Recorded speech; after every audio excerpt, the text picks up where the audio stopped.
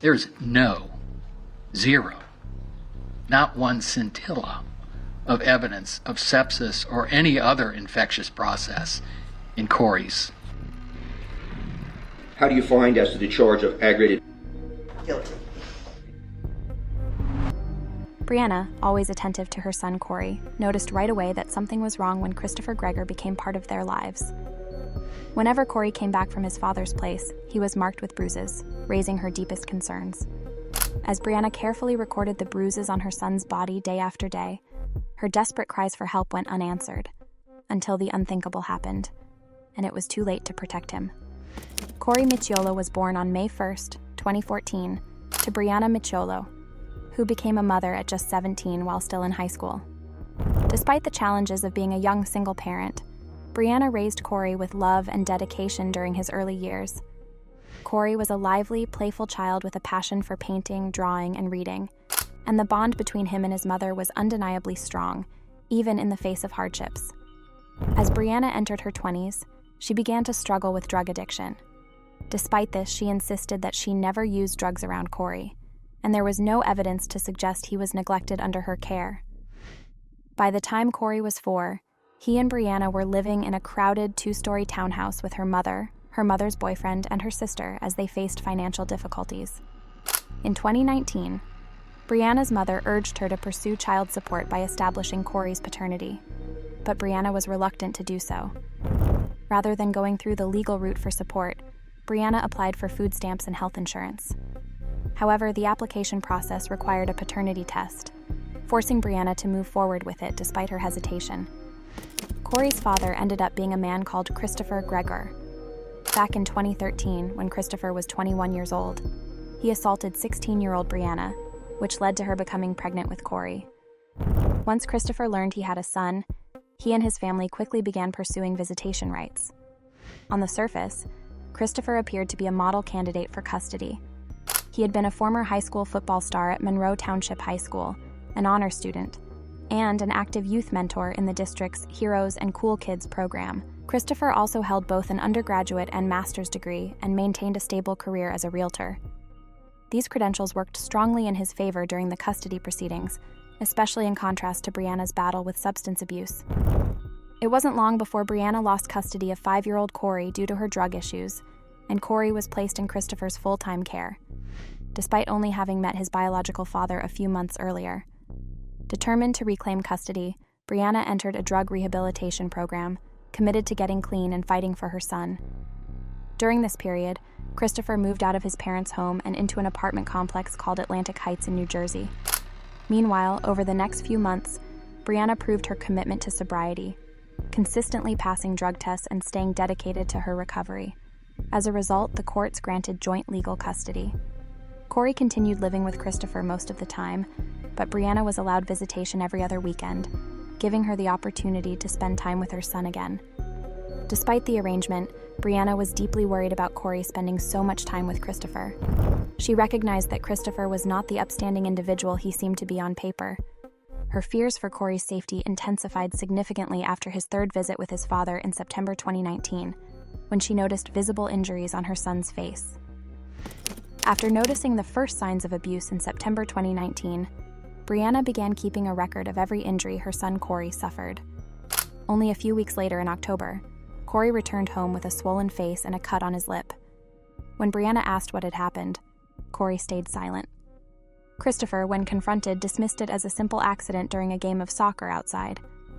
Trusting her instincts, Breanna felt uneasy, so she took photos of Corey's injuries and reported her concerns to the Division of Child Protection and Permanency, DCPP. Over the following months, Breanna continued to document every incident, consistently submitting photos and detailed reports to DCPP. Despite her increasing concern, her warnings seemed to be ignored. She estimated that in the span of 18 months, she made over 100 phone calls and filed 7 formal complaints, accusing Christopher of harming their son. In July 2020, Breanna sent another urgent email to DCPP, detailing Corey's latest injuries and attaching photos showing bruises, scrapes, black eyes, and what looked like a bite mark on her son. Finally, DCPP responded by sending caseworkers to interview Corey. However, these interviews took place at Christopher's home, with him present during every session. Breanna repeatedly begged the caseworkers to speak to Corey privately, away from his father, as she believed he was too frightened to speak honestly in Christopher's presence. Her requests were dismissed and no additional steps were taken.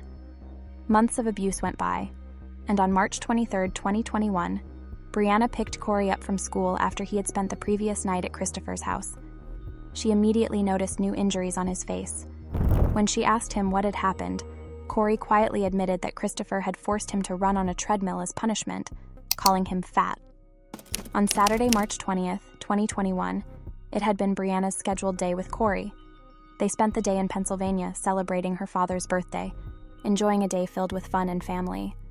However, on their way back to New Jersey, Breanna got caught in heavy traffic, causing her to miss the court-ordered drop-off time, which was between 2 and 3 p.m. At 3:04 p.m., she texted Christopher to explain the delay, telling him she was still on her way and would be there soon. Knowing Christopher's temper, Breanna was anxious about how he might react, but hoped he would be understanding given the situation. Unfortunately, this slight delay would soon lead to an escalation beyond anything she could have imagined. When Breanna eventually arrived at Christopher's apartment, he instructed her to drop Corey off at the gym within the complex. Just after 4 p.m., Corey was last seen entering the gym with his father.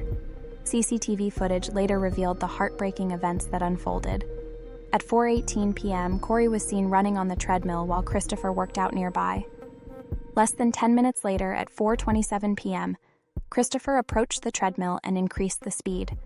The pace became far too fast for 6-year-old Corey, who soon lost control and fell off the back of the treadmill. Rather than stopping, Christopher grabbed Corey by his shirt and forced him back onto the still-moving treadmill. Corey desperately struggled to keep up, while Christopher, shockingly, bit the top of his son's head. Despite Corey's obvious distress, Christopher forced him to continue running. Corey fell off 4 more times, each time trying to get back on the treadmill, as Christopher watched without any sign of concern. Eventually, the treadmill was turned off, and both Christopher and Corey left the gym. The footage is deeply disturbing, a chilling visual record of the torment this young boy endured. A few days later, on March 23, 2021, when Breanna picked Corey up, she immediately noticed fresh injuries on his face and a scrape on his chest, intensifying her growing fears for her son's well-being. Despite Breanna Micciolo's tireless attempts to safeguard her son, Corey, her urgent pleas were consistently ignored by the legal system. After witnessing the terrifying treadmill incident on March 20th, 2021, and discovering new injuries on Corey only days later, Breanna once again turned to the Division of Child Protection and Permanency, DCPP, in a desperate effort to seek help. Determined to take action, Breanna filed an order to show cause on March 31st, 2021, requesting emergency custody of Corey while the abuse allegations were investigated. Tragically, her request was denied by the court, which ruled that there was no evidence of imminent or irreparable harm. Despite her thorough documentation of Corey's injuries, including bruises, cuts, and clear signs of fear, the judge refused to alter the custody arrangement, relying on recommendations from DCPP. Astonishingly, DCPP was aware of the treadmill incident, and at least one caseworker had reviewed the footage, noting that Corey fell 6 times and had visible injuries. On April 1st, 2021, at the suggestion of a DCPP caseworker, Breanna took Corey to see a pediatrician. During the visit, Corey recounted the treadmill incident. After hours of tests, which extended past midnight into April 2nd, X-rays revealed no fractures, and his blood work came back normal, despite his body being covered in bruises. Corey was discharged early that morning. Following the court's custody order, Breanna dropped Corey off at Christopher's house at 9 a.m. on April 2nd, 2021. Just a few hours later, around 3:30 p.m., Breanna received a distressing call from Christopher, informing her that Corey was vomiting and lethargic. A chilling video later surfaced, showing Christopher carrying Corey's limp body into Southern Ocean Medical Center. Corey appeared lifeless in his father's arms, barely moving. At the front desk, Christopher calmly reported that Corey had woken from a nap stumbling, slurring his speech, and struggling to breathe. Lindsay Carnevale, a nurse at the hospital, recalled Christopher's cold demeanor as he dropped off Corey and left without showing any concern. William Doyle, another nurse on duty, described the scene as critical. Corey was gasping for air, his head limp, and unable to speak. When Corey was taken for a CT scan, he began suffering from seizures and soon went into cardiac arrest, As the medical team scrambled to save his life, Christopher coldly left the room, walking away while his son's fate remained uncertain.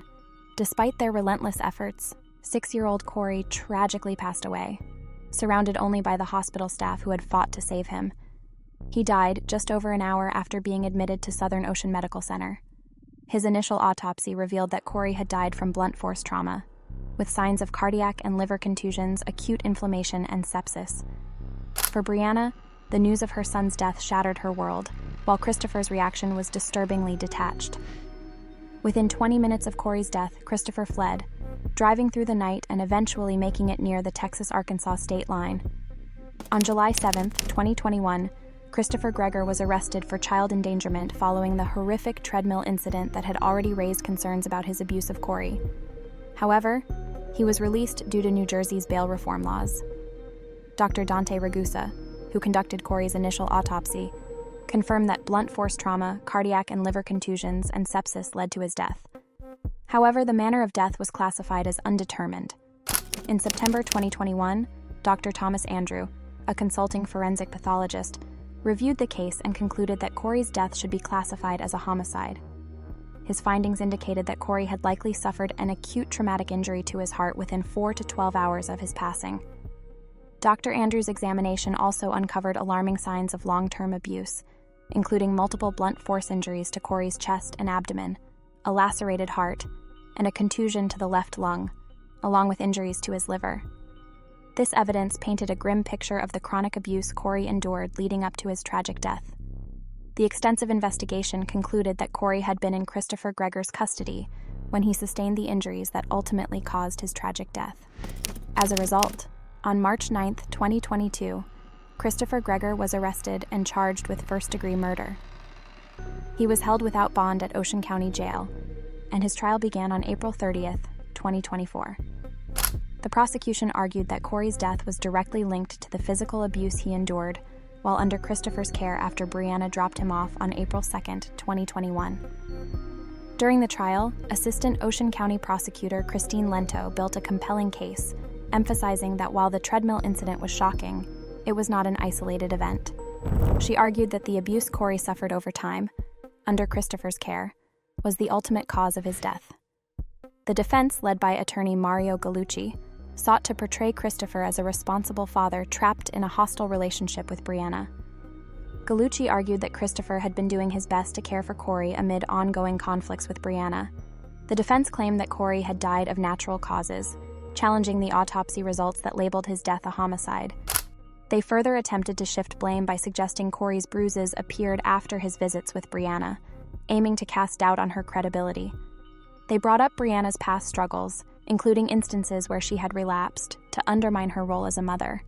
However, statements from Breanna's long-term boyfriend supported her, stating that he had never witnessed any abuse from Breanna toward Corey. A longtime family friend also testified, affirming Breanna's positive relationship with her son, and noting that Corey had confided in him that Christopher had hit him. Despite the defense's attempts to discredit Breanna, the prosecution's focus remained on the pattern of abuse that led to Corey's heartbreaking death. In May 2024, the jury found Christopher Gregor guilty of aggravated manslaughter in the death of his son, Corey. Additionally, he was convicted of endangering the welfare of a child. While Christopher had originally been charged with murder, the jury instead convicted him of the lesser charge of aggravated manslaughter. As a result, Christopher was sentenced to 20 years for aggravated manslaughter and an additional 5 years for child endangerment. The sentences were ordered to run consecutively, totaling 25 years in prison. After the sentencing, Breanna addressed the media, expressing that she would never forgive Christopher. She recounted her relentless efforts to protect Corey, documenting his injuries, taking photos, and filing over 100 reports with the New Jersey Division of Child Protection and Permanency, DCPP, all of which were ignored. Breanna voiced her anguish. "I did everything. I told them, I filmed his bruises, I recorded him telling me, my sister, and my mother what his father was doing." Despite her repeated reports of abuse, the agency that was supposed to protect her child disregarded her warnings, leaving her feeling helpless and alone. It wasn't until after Corey's tragic death that the gravity of her claims was finally acknowledged, but by then, it was far too late. At just 6 years old, Corey had a future filled with joy, love, and endless possibilities. Instead, he became the victim of an unchecked cycle of violence, leaving his family and community devastated by the unimaginable loss. Corey's story is a heartbreaking reminder of the devastating consequences that can arise when cries for help are ignored. Despite Breanna's unwavering determination to protect her son, the system designed to safeguard him failed at every turn, allowing the abuse to continue until it was too late. Christopher Gregor's conviction brought some measure of justice, but no sentence can ever heal the wounds left by Corey's tragic death.